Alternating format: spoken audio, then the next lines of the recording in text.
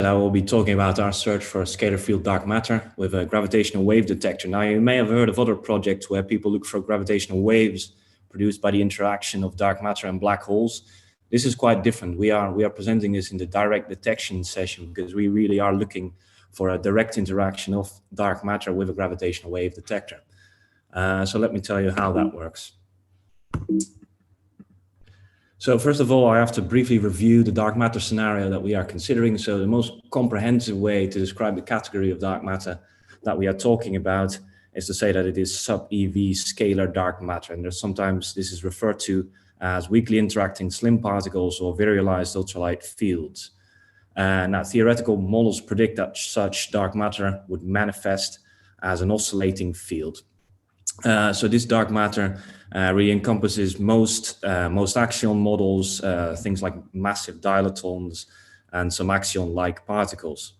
So as I said, it manifests as an oscillating field where the amplitude is set by the dark matter abundance, which of course we can infer from astronomical observations and cosmological models, and the frequency of the oscillating field is set by the mass of the particle. This is exactly like the Compton frequency.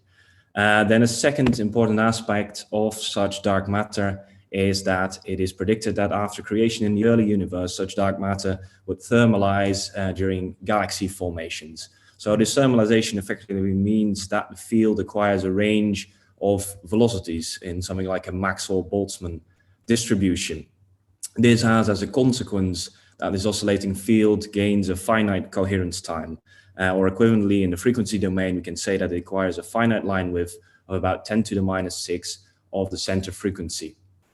If you are familiar with spectroscopy, this is simply a Doppler broadening effect. So you have a range of velocities, this causes a range of Doppler shifted frequencies, and you acquire a finite line width.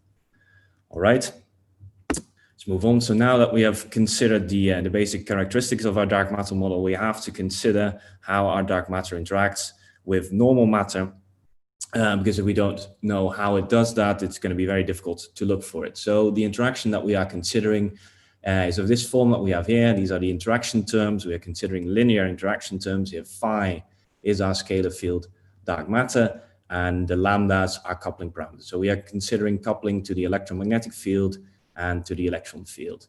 Now, if you add this interaction term to your Lagrangian, the consequence is that you will see changes in the fundamental constants, namely the fine structure constant and the mass of the electron. And now bear in mind that phi is an oscillating field, so these are all oscillatory changes. So then it turns out if your fine structure constant changes and your electron mass changes, you will also see changes in the size and the index of refraction of solids according to these equations here. Now, this what you see here, these equations really form the basis of the coupling mechanism to the gravitational wave detector.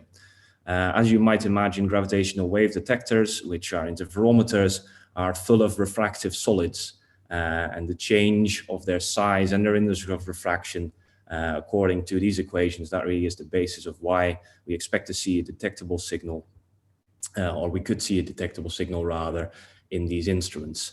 So let me show you in some level of detail how that will work.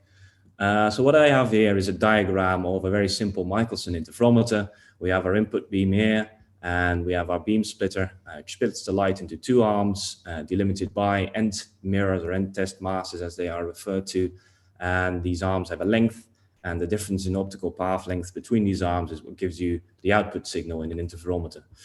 Now, in the presence of scalar field dark matter, you could see something like this. Here you see that the optics are actually changing their size and they're changing their index of refraction when the dark matter field oscillates. So when there's a dark matter field crest passing through, you see the maximum effect, and you see that the optics change size. As a consequence of that, what you're going to see is a change in optical path length between the two arms. One of them is going to both get a little shorter, and it's going to spend more time traveling in a beam splitter, which has a different index of refraction. And one of them is also going to get a bit shorter, but less so. And the result is that you will get a different differential optical path length, approximately according to this expression. Now, in principle, this is something that you should see in all interferometers, but of course, when we are looking for a signal produced in this way, we want to use the most sensitive interferometer. Now, the most sensitive interferometers are the gravitational wave detectors, and the ones that are most sensitive to gravitational waves, which are the LIGO and Virgo detectors, as it turns out, they are not the most sensitive to this type of signal. And that is because they employ Fabry-Perot cavities in the arms, which are very good for increasing sensitivity to gravitational waves, but they effectively decrease the sensitivity to such an effect that we're talking at here, which is mainly induced at the beam splitter, in contrast to gravitational waves. So this means that for our purposes, GEO600, which is the German gravitational wave detector, is really the most sensitive interferometer. All right. So let me just briefly summarize what I've discussed so far. If scalar dark matter exists, we expect to see in interferometers a signal of approximately this form. It's an oscillating signal where the amplitude is determined by a number of factors. One of them is this dark matter coupling parameter, and this is the free parameter of the theory. And if we detect or constrain this signal, we can measure or constrain this dark matter coupling parameter of the theory. The amplitude further is determined by the property of the beam splitter, particularly the width, or rather the thickness and the index of refraction of the beam splitter. And then there's a term in there that's just a dark matter abundance. This here, rho CDM, is of course the local cold dark matter density divided by the mass of the field. And then there is at the end our oscillating term, where the frequency is set by the dark matter mass, and there is a finite line width given by approximately 10 to the minus 6 of the frequency. You see a plot of approximately that line shape, which is like a Maxwell-Boltzmann distribution.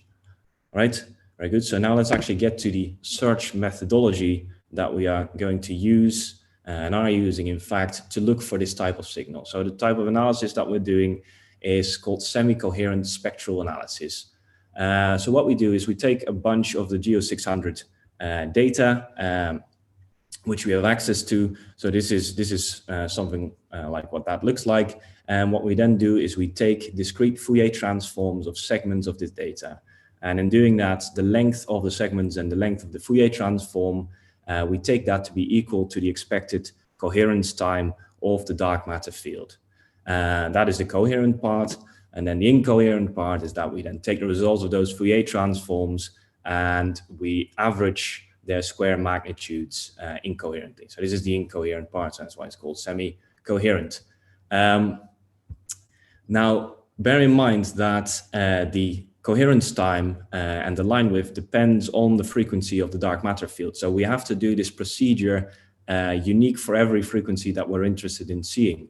So for every frequency, we have to make a different segmentation and take different Fourier transforms to get the optimal signal to noise ratio. And we do that using something called the LPSD technique, which was designed to make spectra with a bin width that varies with the frequency. And this is very suited for our approach because what we want is to have in the end a spectrum where the bin width is equal to the line width, because that will give us theoretically the maximum signal to noise ratio for a search like this. So that's what we do. We create a spectrum where that is the case. Our bin width is equal to the expected line width of the dark matter signal. So then when we have created our spectrum, we look for candidate dark matter signals. And of course, a candidate dark matter signal in a spectrum would be a peak in that spectrum. So first off, what we do is we find peaks in our resultant spectrum. And we have to determine, of course, what constitutes a significant peak above the noise level, but that is relatively easy to do. So then we haven't found a number of peaks. And then the second step is that we take another set of data and we cross-check the amplitude and frequency of those peaks that we have found between those two different data sets. And the reason we do that is because we expect that our dark matter signal would be extremely stable in frequency and amplitude in time, and some instrumental noise lines or environmental noise features in our data, we do not expect them to have the same kind of stability in frequency and amplitude. So here's an example where we have two data sets in green and blue. Let's call them December and June, so data from December and or June, and we overlap them and we check whether the peaks are in the same location. So you can see the red circled ones is where that is the case. You might say, well, hang on, this one, and this one, they look to me like they're pretty much overlapping as well. Well, we have a very, very low frequency tolerance between different data sets, we do expect from the theory that the frequency of this dark matter to be stable to within the line width. So that really means that we can only allow a frequency shift between different data sets of 1 bin. That's a very narrow tolerance, and this will allow us, and it does allow us to eliminate the majority. Okay, thank you, of the peaks. So what we then do is the peaks we have left, we follow them up where we really look at how their center frequency changes over time. We might be able to detect the annual modulation of the dark matter center frequency due to the movement of the Earth through the dark matter halo. And we might be able to probe the line width of some of these peaks. Right. So then if in the end we manage to eliminate all our peaks, and it's starting to look that way, we can constrain the coupling parameters in our dark matter model to a certain level. So that's what I want to leave you with. These are preliminary results for the constraints that we are able to set on the dark matter coupling parameters for the coupling to the electromagnetic field, the photon coupling, and the coupling to the electron field. And with that, I would like to conclude. Thank you very much.